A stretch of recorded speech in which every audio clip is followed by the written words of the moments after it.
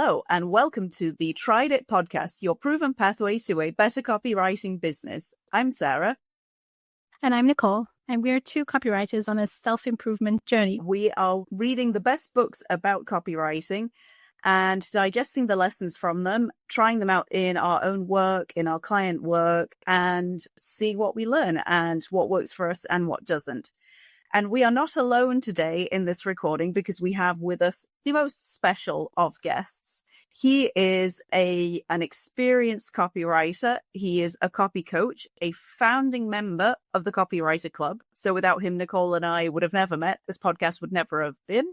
And that's why some people call him Copy Dad. He's also a Coke Zero fan, and he's known to you guys as Rob Marsh. Rob, how are you doing today? I'm good. Although when you describe me as special, I mean, in the States, sometimes that word is associated with people with like a lower mental capacity, and maybe it fits. So yeah, thanks for that. Yes, I really wanted it to be a double-edged sword compliment. Yeah, thank you for that.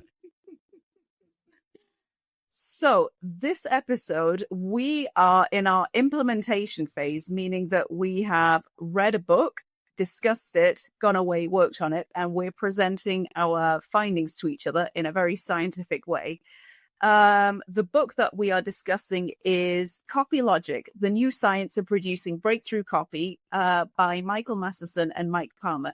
Nicole, if you had to summarize the book in a very short sentence, how would you describe it? So it's essentially trying to offer a framework to move away from criticism when it comes to copy, like copywriters feeling criticized, and a kind of very clean scientific framework for producing effective, persuasive copy, I would say. Yes, that sounds. That's a very high level. It's a very high level summary.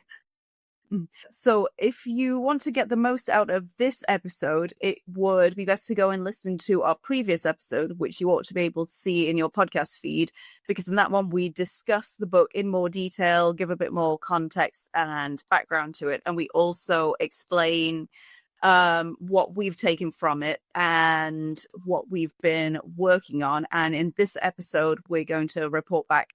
So all that to say that if you want to know more about the book, we really recommend listening to the previous episode. And we also recommend buying the book and reading it for yourselves, because what we do here is very much our own interpretation of books about copywriting. And you might get different things out of it than we got from it ourselves. So the link to the previous episode and to the book are both in the show notes, so you can go and look at them for yourselves. So how about we start with our guest, Rob? Could you remind us what your implementation points were and tell us how it's been working on them? Yeah. So if I remember correctly, I made these three commitments.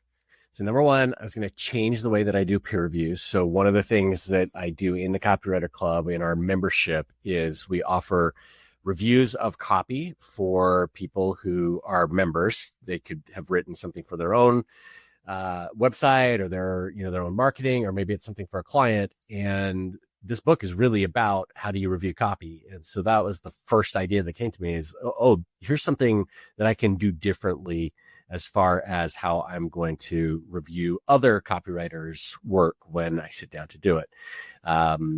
Number two commitment was I want to implement the CUB process in my writing. And if you go back to last episode, we talked about how that's basically asking people to look at what's confusing or what's boring or, what is difficult to understand, like the stuff that really gets in the way of understanding and getting the point of the copy. And my third commitment was to use the four-legged stool in a sales page that I have been working on. And again, last episode, we talked about that four-legged stool, but it's basically like having a big idea with a substantial promise or benefit, having a lot of proof for the claims, and then evidence for that proof and that the provider and the person is trustworthy. There were those basic steps. And so implementing those into a sales page and some work that I've been doing. So those were my three commitments.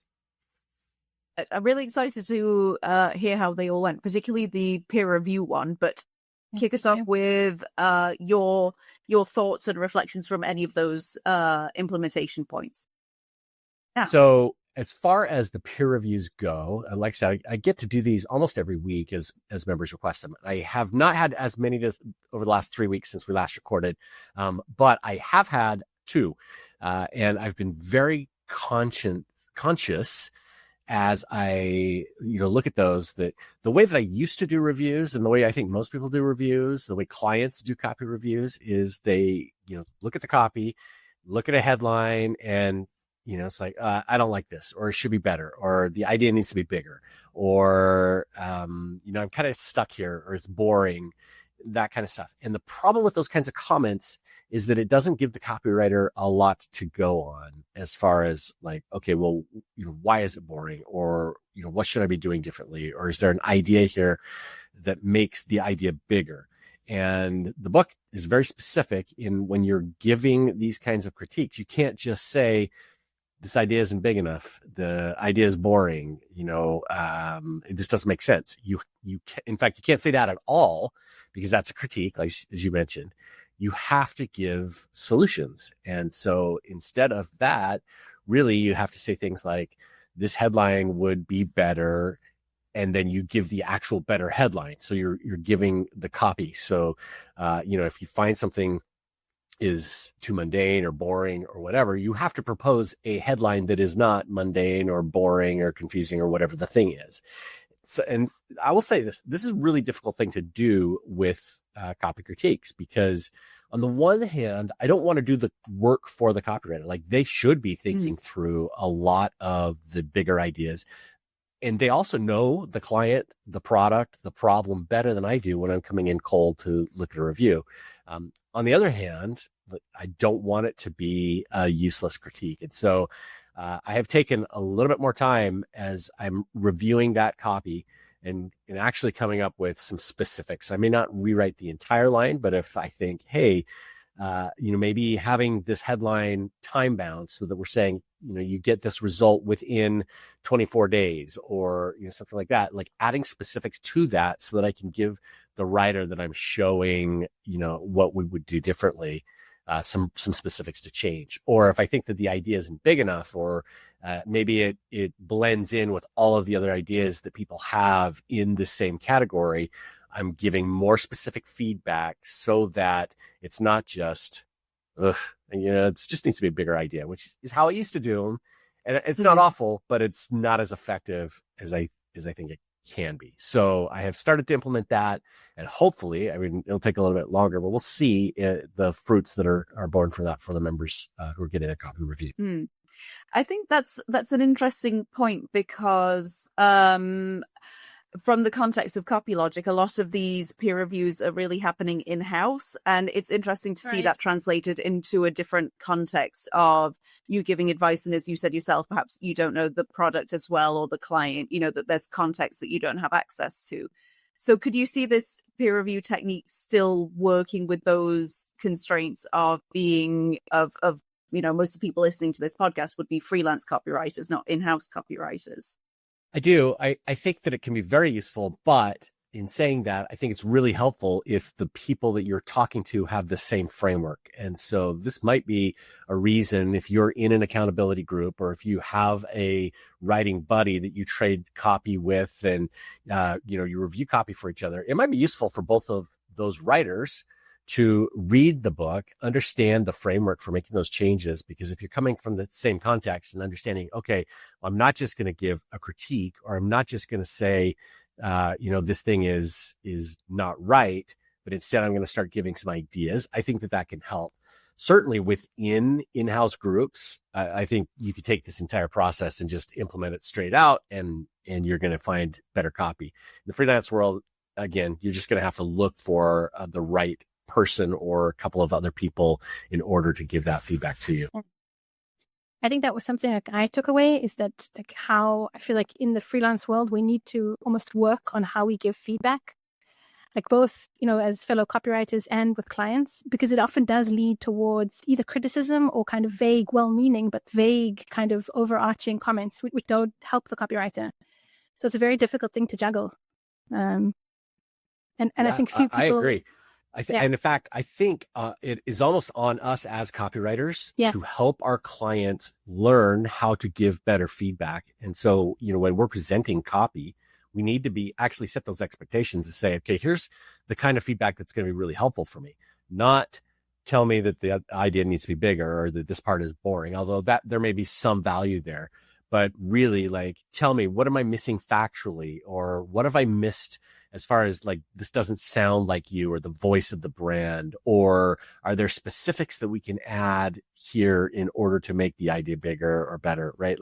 We can train our clients to actually give feedback that's a little bit better. And as we go through this kind of review process.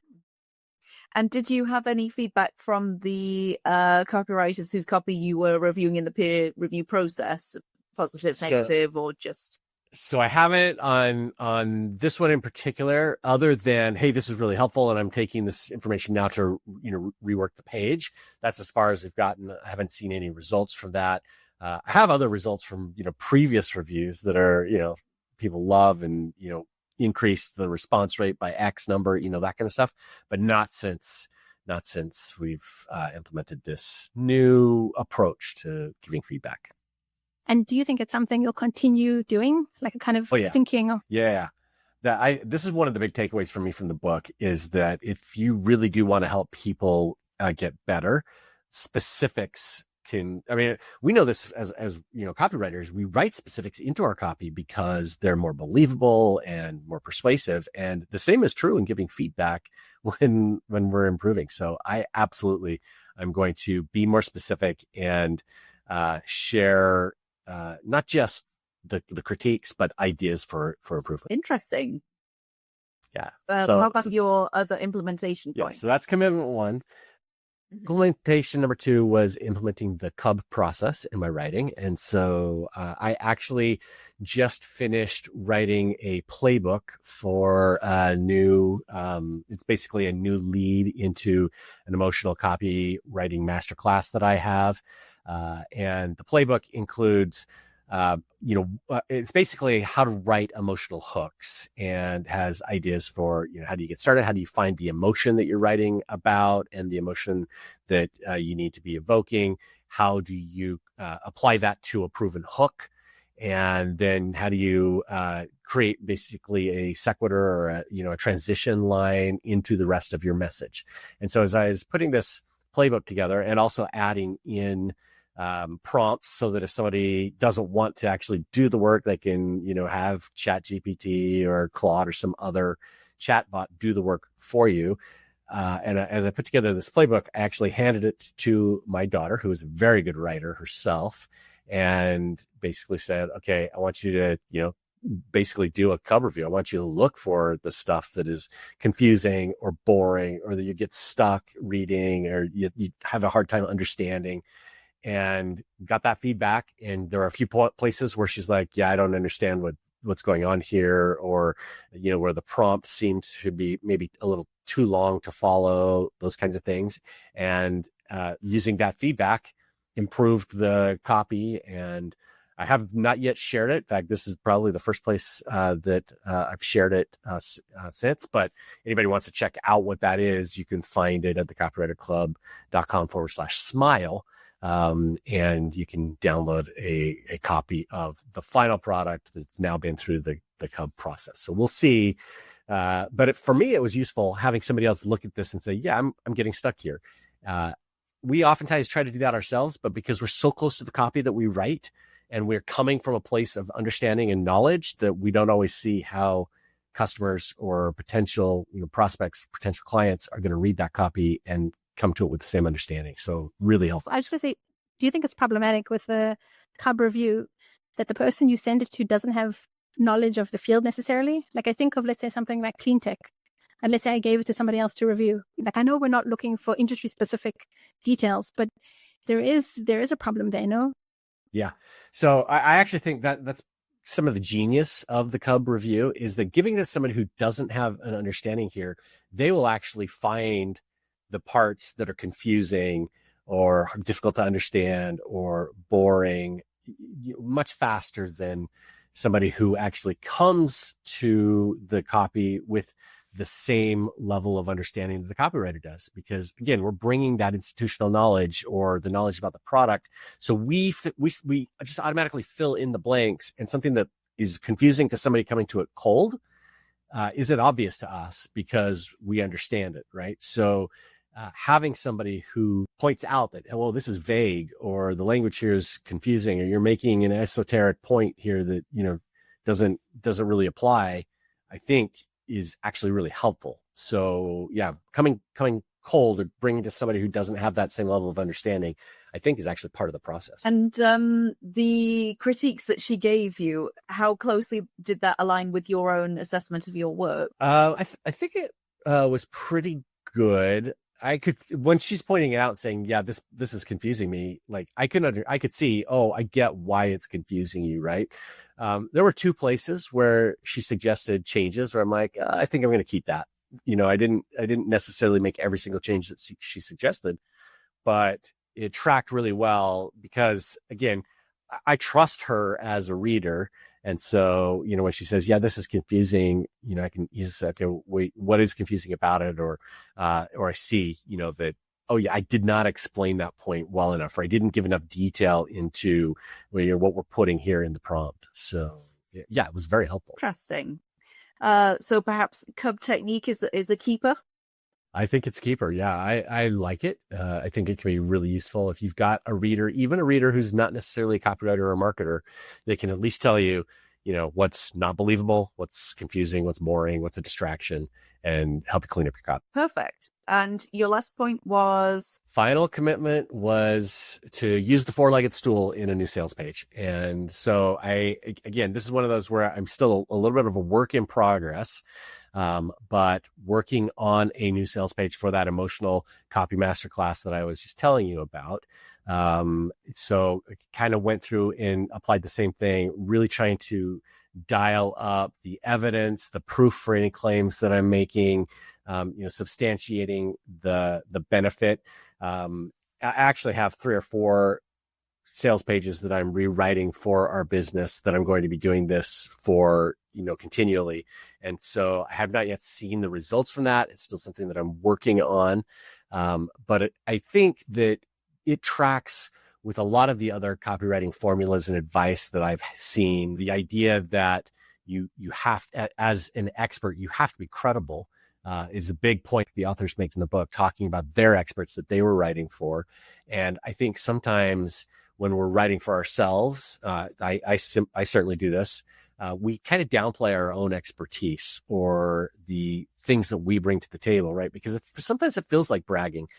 It's a little bit easier to do that for other people, for clients that we're writing for, because we can, write about how great they are, how smart they are, their credentials, the authority that they have without it feeling like bragging. But it's harder when we do it ourselves. And so really trying to think through as I'm going through, okay, have I done enough to provide the evidence for the claims that I'm making? Have I done enough to provide authority for the person behind the sales letter, which is in these cases me?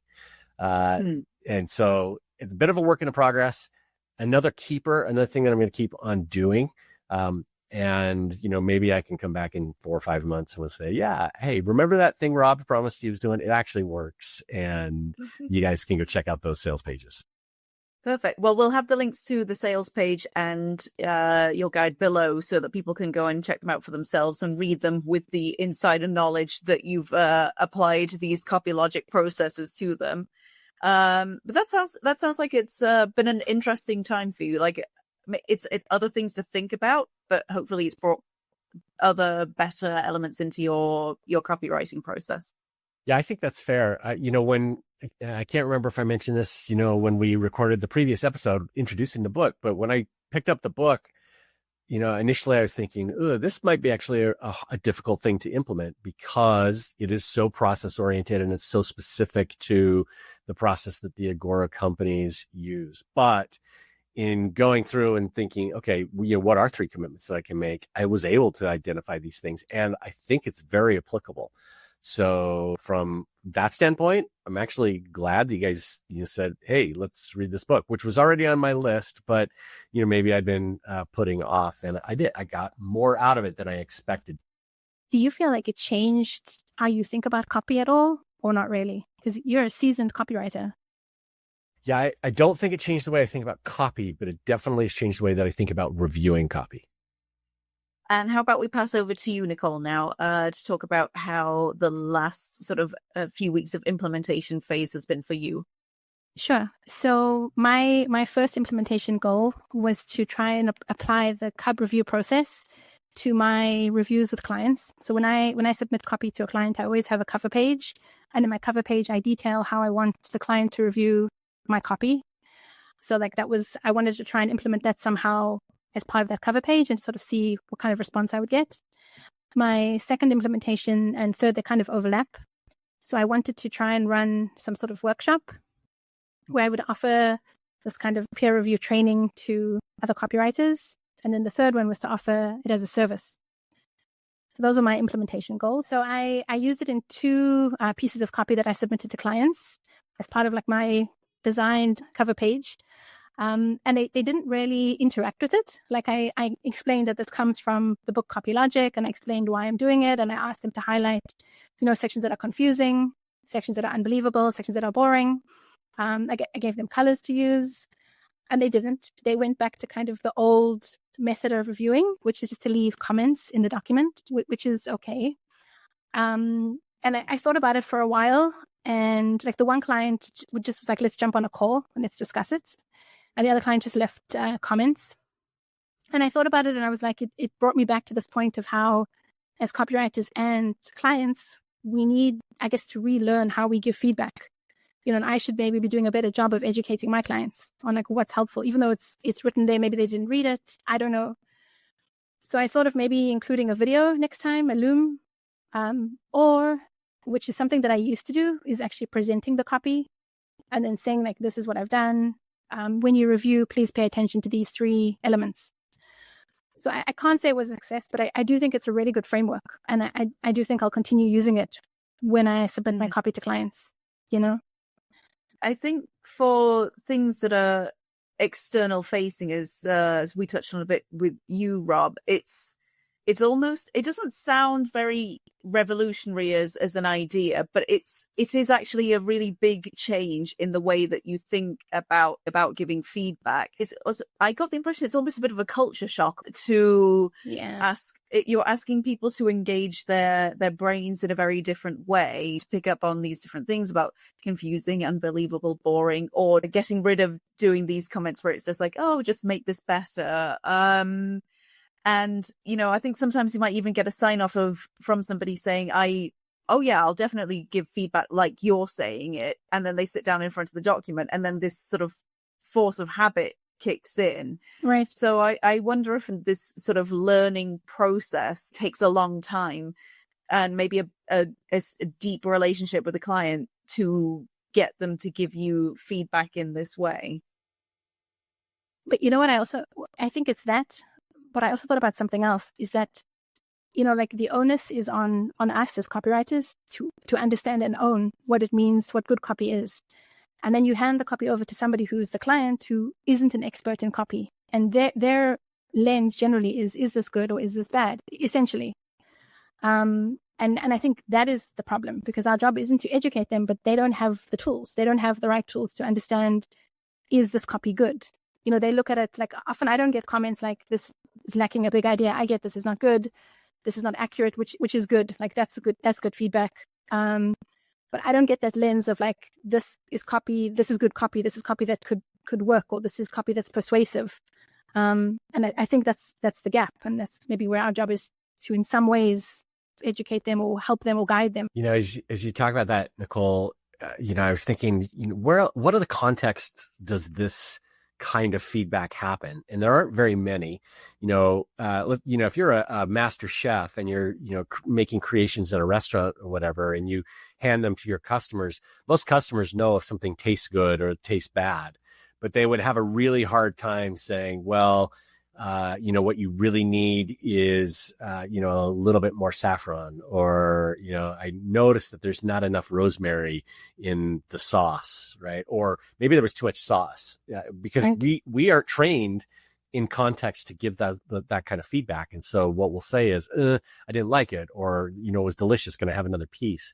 And so I think you're right. As the chef of the copy, we have to basically say, okay, what you're tasting here is onion. And is that enough onion, or should we add more? Right. Or, this dish has a lot of garlic. A lot of people, would say it's too much garlic, but, we're fans of garlic. And so, we put some extra in. What do you think? Right. Like, we need to, that's maybe kind of a silly way of talking about copy, but, we need to basically say, hey, here's an idea. I can make it bigger. I want to make sure we can deliver on that. Right. Is that something we can deliver on? Or, so that we're giving them the context to think about the work that we're doing. Right. I also, and I don't want to go there, but I'm going to go there. Like, I feel like my experience lately is that because of AI and how AI has like opened up copy, everyone has an opinion on copy and content and what makes it good. And it's cheapened it. It's like cheapened the art. It's gone away from being like an art or something that as an expert, you bring value to something that's like anyone can just produce. And I don't know, I'm finding the tension there as well with reviews and feedback. Yeah. It's a big problem. Yeah, it's a sort of analogy of, I still see photography as being a special skill set, especially if you're doing something, big like wedding photography. But now there are people who think, well, I've got a phone with some great cameras and I know a good filter. So. Yeah, I think, but I think we're also going to see, as this all sort of plays out, that there is something special about the humanness that people bring to the process, whether it's copy or even photography. Having a good wedding photographer who knows how to stage the group shot or knows exactly what to look for in the candidates, there's definitely value there that a bunch of friends with iPhones certainly aren't going to capture. On the other hand, the friends with iPhones are going to capture some snapshots that maybe the photographer wouldn't capture. And so to say either or is maybe the wrong decision, and to say, hey, there's a way to make this work for both, right? And when it comes to copy, yeah, there are a lot of instances where AI is going to be good enough, but it's still going to be better if there's a copywriter who understands principles of persuasion and marketing, and you're moving a customer through a customer journey, where that's going to be ultimately just as helpful or more helpful in combination with an AI. But I agree with you. I think there's a big challenge for us as copywriters in the way it's perceived. Still, I do think I'm going to continue pushing this as part of my kind of submission process. I just think I need to rethink how I do it, maybe include a video, maybe ask them to join me on a call and present the copy and then explain that I'm using the system from CopyLogic. But I do think it's a useful framework. And then my other two, which I'll explain together. So I didn't do them in that exact form, and I'll explain why. I'm trying to pivot to my business. I'm like a constant pivoter, which is a problem. But and so it kind of felt weird putting out an offer when I'm busy like thinking about something else. But I still wanted to try it out. So what I decided to do, which is a bit crazy, but nonetheless, is I decided to work on building an app that, and the idea is that it would check like how so-called good copy is, or how persuasive copy is, based on like the techniques from the book and other parameters of copy. So I've started building it using Bubble and like some research. It's not done. It's like very much a work in progress. But yeah, like it feels like a very interesting direction. I don't have anything else to report on it, but it's difficult and interesting. And I do think that it could be something good. I think it could bring something new to the table. Is that principles from this particular book, or from like a plethora of copywriting books? So yeah, I want to use this as kind of implementing like how to score the copy. But then I also want to try and put in, like, I'm using the OpenAI API. And then also want to try to program it to like include other bits of like rules or markers of persuasion. And then the idea is that similar to the Hemingway app, that it would scan the content and highlight and give you a score. I want to try and also do that. It would kind of suggest like how you could, as a copywriter or marketer, take your copy and then make it more persuasive. And I came to this from the point of view of kind of, I hate when my copy gets reviewed. It's like an issue I had from when I was a young writer, because it always felt very brutal. So I want to remove this idea of like, is this copy good? It's not, is this copy good? It's, is this copy persuasive, or does this copy work, or does this copy pass a peer review or an AI review or this app review? So that's the logic. But it's a painful place to be, because I'm fighting with like my demons, both in terms of like, not really a fan of AI, but I'm playing with it, and I'm not a programmer. Like, I know basics, but I'm not a programmer. Even though Bubble is like, they call it a no-code app, it's still basic, coding, and you have to know things. So I've been like using a lot of YouTube videos to learn. It's been very interesting. So like I kind of hacked my implementation goal, but I worked on that, and I think it's interesting. I want to see the app. I want to play around with it. It sounds cool. I will share when it's ready. Well, I am very, very impressed, because I barely know how to open apps on my phone. So the fact that somebody can make one is just blowing my mind. Yeah, same. I would love to dive into that skill set. It's possibly the biggest implementation point we've ever had on the podcast. So I'm just going to put a flag in there for this for this special moment. Thank you. Great. Anything else to share? No, I think that's it. What about you, Sarah? I would love to hear about your implementation goals.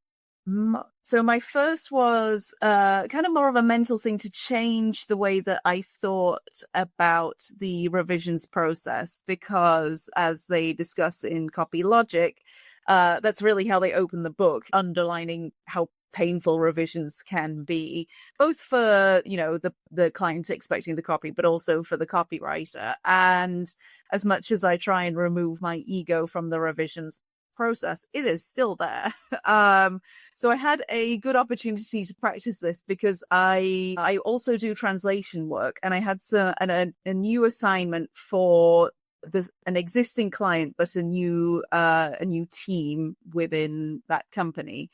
So it was that kind of same but different feel. And I've had issues with revisions with them before, because one of the banes of translation work is kind of similar with what we were saying about copywriting and AI. Everybody thinks that they can translate, and they're doing you a favor by giving you the assignment. And with this one, I really tried to go into submitting the work with this kind of positive mindset of, from this point onwards, it's a collaborative process to try and get to the best end result with the translation. It was, I suppose, again, that ego thing for me, in the part of the translation that I put the most thought and effort into, where I brought a bit of creativity to the translation, was the part that they said, no, let's get rid of that. And I was like, oh no. No, Sarah, no. Yeah. It wasn't very long. It was a list of subheadings, and I had departed quite far from the original text to keep a kind of assonance between the subheadings, because the original had assonance in, and they wanted to keep the meaning but not the assonance. And I went for assonance with a small departure on the meaning, but to get some nice sounding subheads, and they just wanted it to say what they wanted it to say.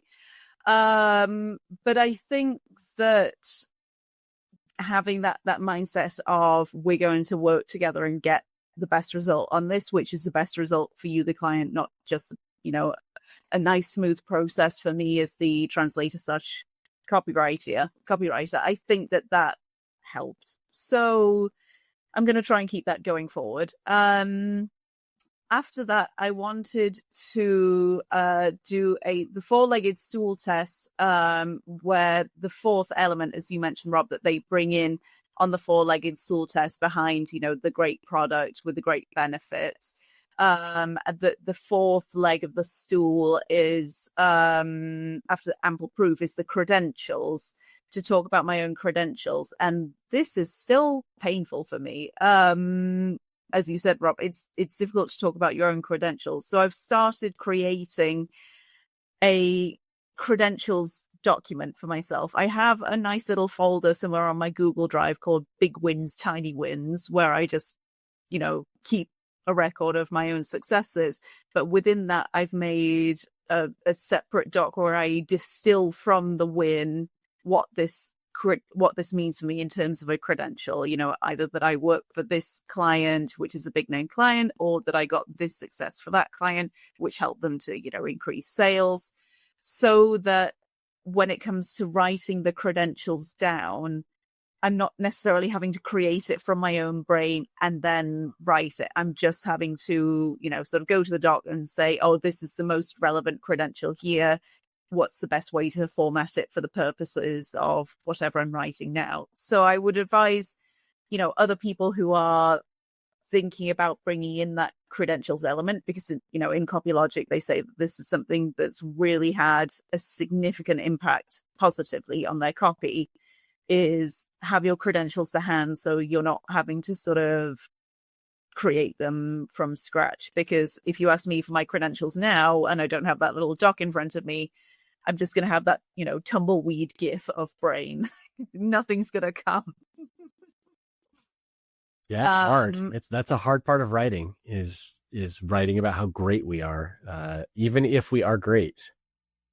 Yes, and as you say, it comes very naturally when you're thinking about clients, but when you're thinking about your own work or your own successes, I don't know, maybe it's some sort of negativity bias, or, that we think about the failures are more painful than the wins are positive, so we hang on to those. It's probably some kind of sign of psychological health, though, because if it was easy to brag about ourselves, maybe we would be saying things that are not necessarily true, or, the people that we see out there who are a little bit braggadocious are in some ways less credible. And, we seem to think, well, if they have to say it and somebody else isn't saying it, then maybe they're not to be believed. So there's a little bit of a tension here and it's understandable why it's so difficult. Unfortunately, I think some of the people who spend a lot of time talking about their own achievements seem to go really far in life in the domain of politics, business, an unhealthy mix of politics and business. This is true. It's maybe it's one of the secrets of life that we all should be embracing. Yeah.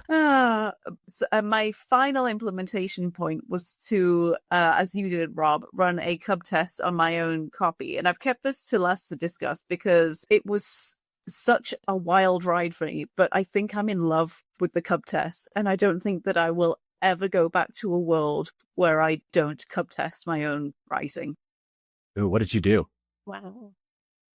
I have an email list. I will drop the link to that below, where I'm speaking to my particular niche of clients, which is podcasters looking to grow their audience and their online presence. And for that, for the email list, I've done a short series of emails about growing a podcast membership.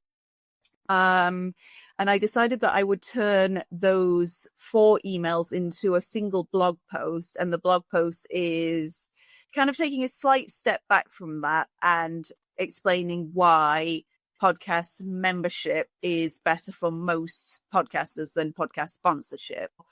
So I wrote the blog post and I sent it to 4 people and got their feedback from it. And then I'd been collating their feedback. And I would just have to say, it's been such an interesting process. So I sent the email out to everybody and asked them to look out for the confusing, unbelievable, boring copy, the 3 elements of the CUB.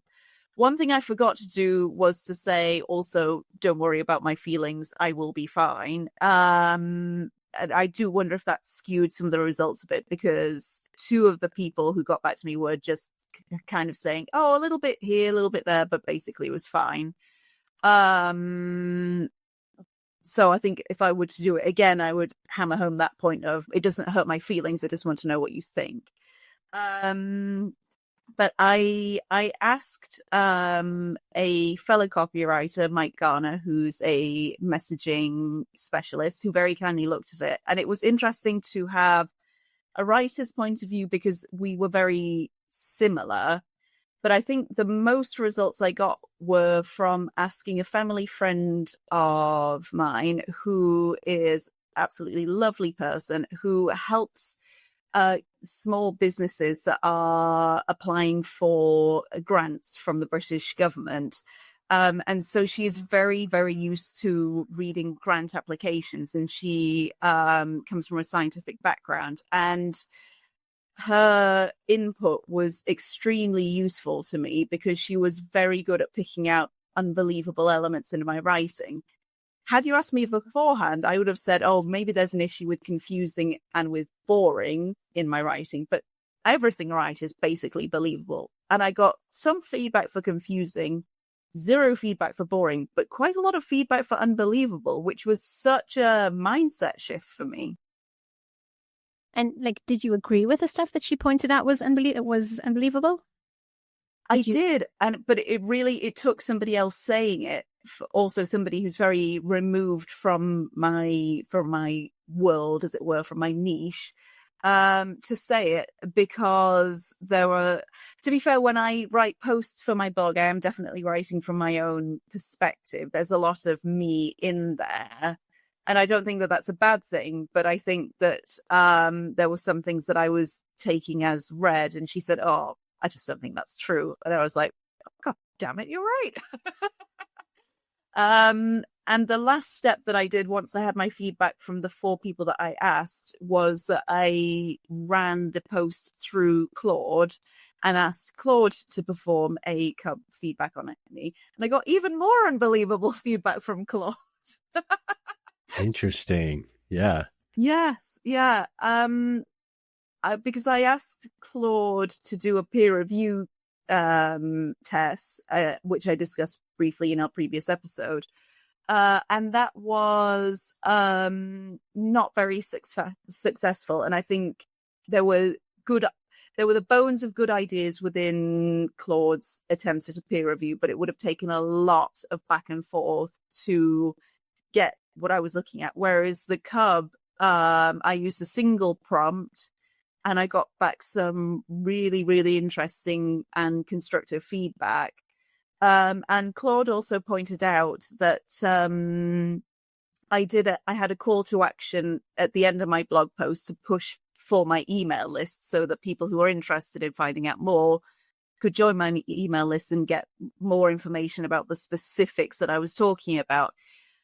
And I knew when I was writing it, partly because I was pushed for time, that my transition to that call to action was a bit brief, but Claude really picked up on that. And interestingly, I hadn't even asked this, but brought in the credibility angle and said, if you want to sound credible, you have to have more than this, and put the credibility right up front rather than at the very bottom of the blog post next to your call to action. And I was like, fair point, Claude. God damn it, you're right. This sounds like an opportunity for another app, Nicole, for you to piece together, because if you can feed your copy into, the CUB app and get back, some real helpful feedback, maybe this is yet another place where AI can help us be better copywriters. Nicole's going to be the Steve Jobs of copywriting apps. That'll be amazing. The only thing is if like an app, like if people would feel the need for an app when there is Claude and ChatGPT, do you see what I'm saying? Like there has to be a way to differentiate the app from what's on the market. Right. And, maybe it takes advantage of some of, ChatGPT's deeper research capabilities where there's more expense involved in the back end as opposed. And so, making it available as part of an app that then justifies, at scale using some of those back end features. So. Right. There's probably a way to do it. But once you do have that built, let me know, because I want to try it too. I want that kind of feedback on my copy too, Sarah. Yeah, I would really recommend this for other copywriters, because I'm 100% sure that the blog post, so I'm still in the process of applying these different recommendations, but the blog post that I will end up with is a lot stronger than my initial blog post. And I'll have the finished one on the website, but I might even include a link to my Google Doc of the first ugly version of this blog post pre-CUB test, so that you can do a side-by-side comparison of how it changed thanks to the CUB test. I would love to see.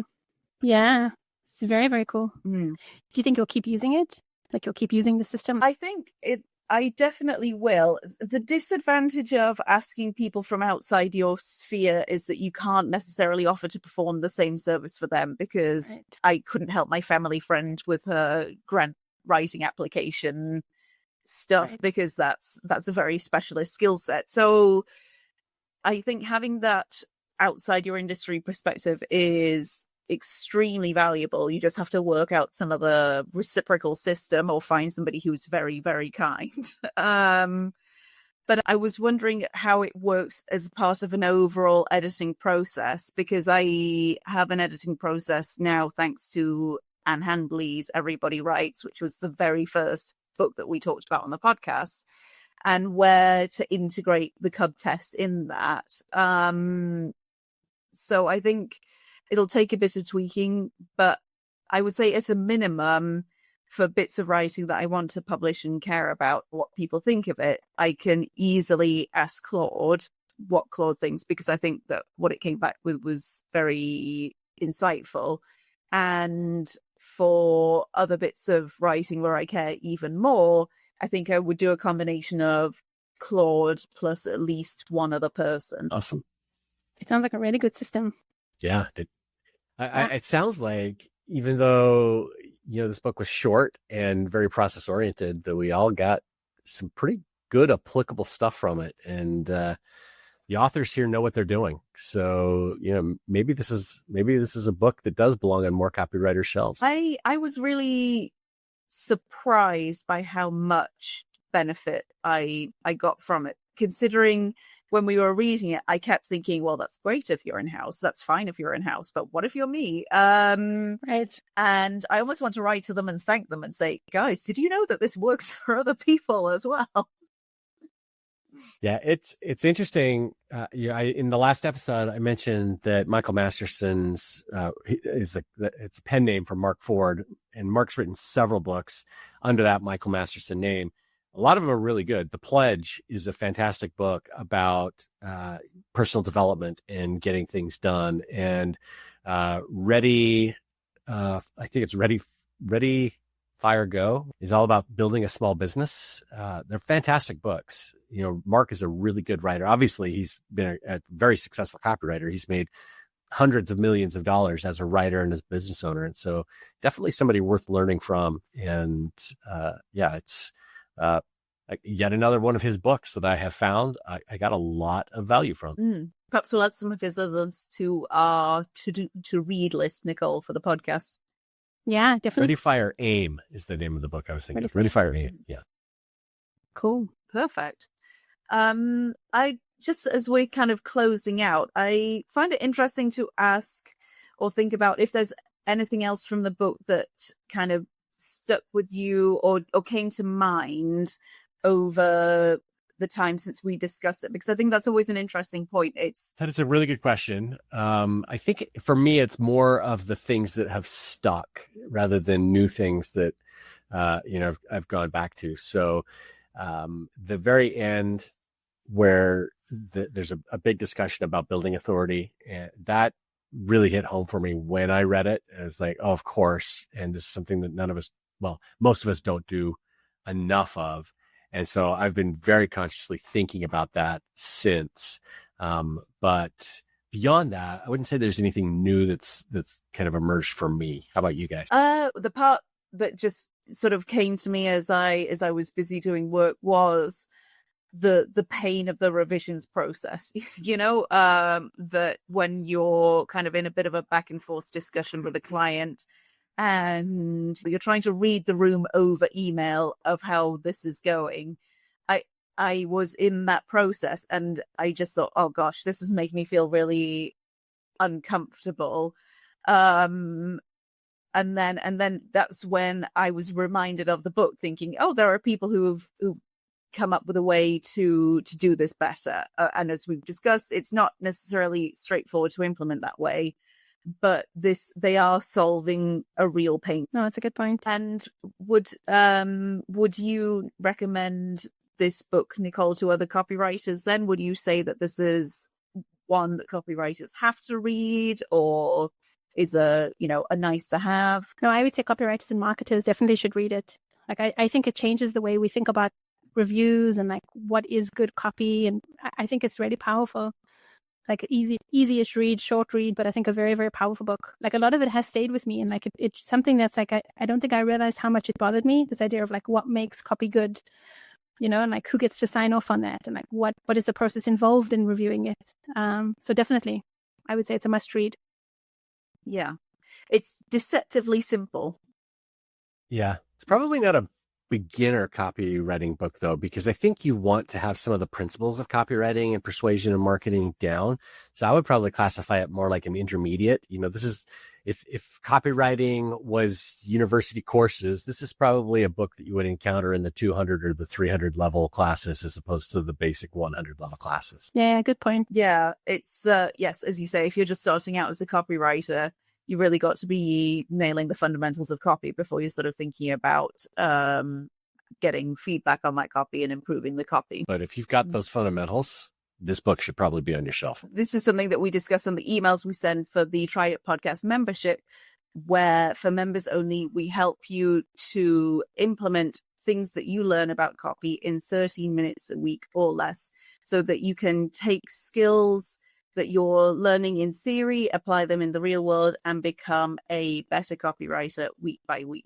So if you want to know any more about that, you will find the link below. If you have any questions, you can also reach out to myself or to Nicole, because we'd love to discuss it with you.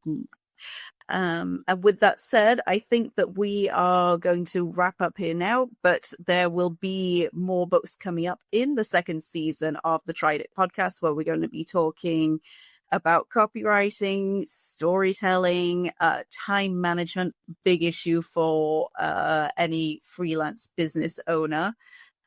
So we would love it if you subscribe to the podcast, and that way you'll get all the episodes sent directly to your podcast feed as soon as we release them. And I think that we can say thank you so much to our guest, Rob, for being here with us today. Thanks, guys, for having me. You are awesome writers, awesome people, and great podcast hosts. So again, my pleasure being here. Thank you so much. We really, really appreciate it. It's been wonderful. Thanks so much, Rob.